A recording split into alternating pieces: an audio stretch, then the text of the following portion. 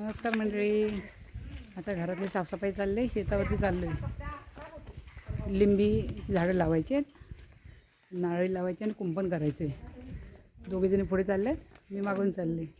चला तुम्हाला शेतावरची झाडं दाखवते, मी कुंपण कसं करतो ते दाखवते. चला शेतावरती चाललो आहे.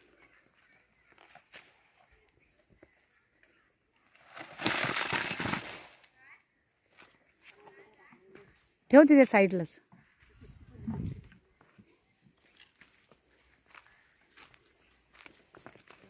तर आम्ही मेथी पेरतोय. ही काय एकदाला ना होईल, जरा जरा पाणी असतं तरी बस.